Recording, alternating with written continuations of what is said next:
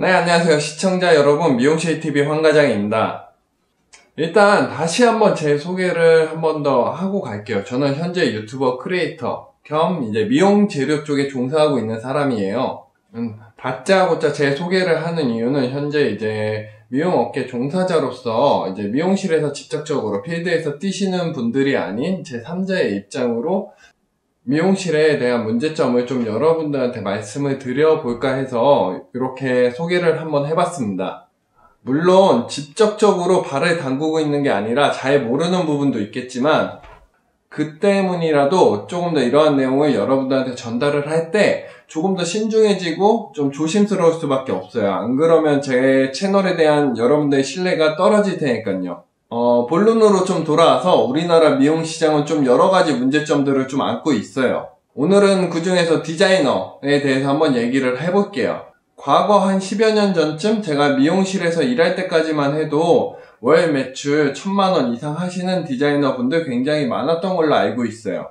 근데 최근 들어서 좀 어떤가요? 여러 이제 디자이너 분들이 1000만원은 커녕 500만원도 못 하시는 분들이 좀 이제 많은 걸로 지금 알고 있거든요. 제가 듣기로는 어떤 분은 1년 동안 매출을 월 매출 300을 넘지 못하신 분도 계시다고 들었어요. 1년 동안 기본급만 받으신 거죠. 물론 2,000, 3,000, 5,000씩 매출을 하시는 디자이너 분들도 분명히 계세요. 하지만 소수에 불과하다는 거죠. 대다수의 디자이너들이 월 매출 1000만원을 넘지 못하는 게 현실이에요. 오죽하면 얼마 전에 일본에서는 월 1000만원 디자이너 육성 세미나까지 열었겠어요. 저는 이 매출 1000만원의 벽을 넘지 못하는 이유를 크게 두 가지로 한번 잡아봤어요. 첫 번째는 높은 이직률, 그리고 두 번째는 기술만을 생각하는 고집. 요거에 대해서 하나하나씩 말씀을 드려볼게요. 일단 이직률에 대해서 한번 말씀을 드려볼게요. 여기서 이직률은 미용계에서 타 업종으로의 이직률이 아닌 살롱에서 살롱으로 이직을 하는 것을 얘기하는 거예요. 미용업계의 이직률은 제가 조사한 바로는 무려 40%나 된다고 해요. 타 업종에 비해서 굉장히 높은 수치예요. 물론 이직이란 게 무조건 나쁘다는 거는 아니에요.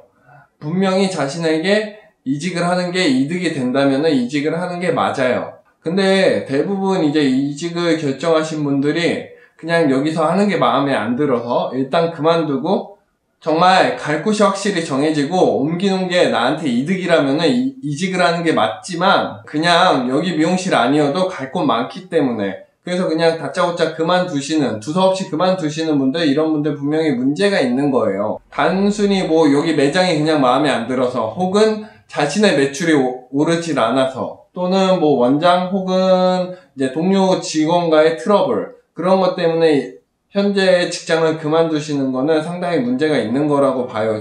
저는 매출하고 이직률은 좀 반비례한다고 생각을 해요. 이직률이 높을수록 매출은 언제나 제자리 걸음을 유지할 수밖에 없어요. 한 군데 오래 머물면서 일을 하다 보면 당연히 고정 고객은 늘 수밖에 없고 그러다 보면 매출 1000, 2000 하시는 건 당연한 건데 요새 디자이너분들은 본인에게서 문제점을 찾기보다는 주위 환경 탓하기 바쁘신 것 같아요. 이게 당연히 처음에는 고정 고객이 느는 속도가 조금씩일 수밖에 없겠지만 계속 하시다 보면 어느 순간 확 느는 걸 느끼실 수 있으신데 그거를 못 버티고 퇴직을 하시는 거죠. 생각을 바꾸세요. 내가 한 매장에서 오래 일했는데 매출이 안 늘어나는 거면 매장에 문제가 있는 게 아니고 본인한테 문제가 있다고 생각을 하세요. 제 개인적인 의견으로는 매출에 대해서는 살롱빨 30 그리고 이제 본인빨 한 70 정도 된다고 봐요. 직업 특성상 여러 원장님 혹은 여러 디자이너 분들을 만나는데 매출이 높으신 분들은 진짜 그만할 이유가 있어요. 가만히 있어도 이제 신규 손님이 물밀듯이 들어오는 그런 살롱 부러워하지 마세요. 정말 소수밖에 없어요. 대부분의 살롱들은 매출이 늘지 않아서 고민이신 곳들이 대부분이에요. 신규가 없으면 늘리면 돼요. 마케팅하기 굉장히 좋은 시대예요. 지금 인스타, 페이스북, 유튜브, 블로그 등등 할 수 있는 수단이 굉장히 많아요. 제가 이 마케팅 방금 얘기했는데 이거에 대해서 두 번째 이유하고 같이 한번 설명을 드려볼게요. 두 번째, 기술만을 생각하는 고집. 제가 기술만을 생각하는 고집이라고 좀 거창하게 써놓았는데 저도 예전에는 그 미용이란 직업 자체가 이제 기술로 밥 벌어먹고 사는 직업이라고 단순하게 생각을 했어요. 기술직 맞아요. 기술로 밥 벌어먹고 사는 직업 맞아요. 근데 기술 하나만으로는 성공하기 힘든 시대가 된 거예요. 미용사, 헤어 디자이너에게는 기술 외에 여러 가지 능력을 필요한 시대가 된 거예요. 기술, 화술, 영업, 마케팅, 서비스 이러한 복합적인 것들이 좀 돼서 매출이 느는 거예요. 근데 단순히 기술만 좀 이제 연마하시는 분들이 좀 주위에 보면 많은 것 같아요. 물론 요 중에서 제가 말씀드린 것들 중에서는 기술이 제일 중요한 게 맞기는 해요. 기술이 일단 기본 베이스로 깔려 있어야 돼요. 하지만 그 외의 것들 역시 무시할 수 없는 직업이 돼버린 거예요. 제 개인적인 의견으로는 일단 신규 손님을 불러 모을 수 있는 거에는 마케팅이 제일 중요하다고 생각을 해요. SNS에서 홍보만 잘 돼도 이제 어느 정도 인프라만 구축이 됐으면 뭐 인스타든 페이스북이든 유튜브든 인프라만 구축이 됐으면 홍보만 잘 돼도 고객들이 알아서 찾아오는, 멀리서도 찾아오는 그런 시대예요. 물론 인스타나 유튜브 뭐 그런 걸 하기에는 절대 쉽지 않은 건 저도 잘 알고 있어요. 제가 현재 유튜브를 하고 있으니까.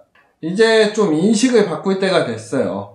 매출은 쌀롱이 올려주는 게 아니고 본인이 잘하고 열심히 하고 홍보하고 마케팅 해가지고 또 고객 관리를 잘해서 올려야 되는 거예요.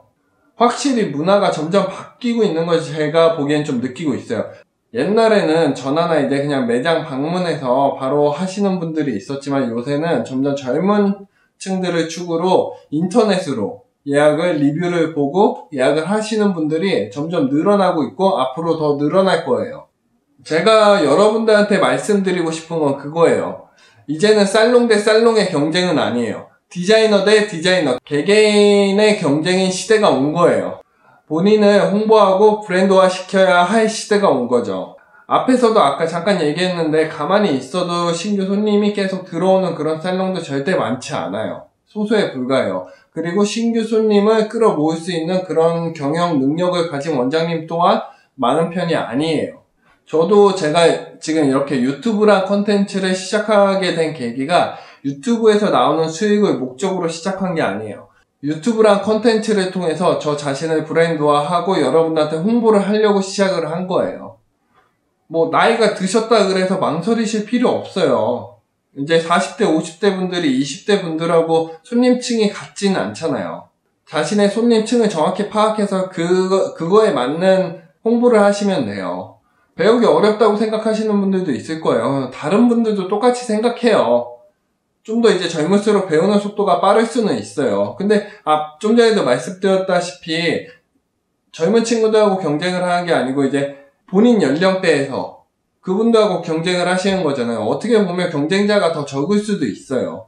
오늘 하루 한 명의 손님을 더 시술하기보다는 내일 올 고객을 붙잡아라 라는 말이 있어요. 제가 한 말이에요.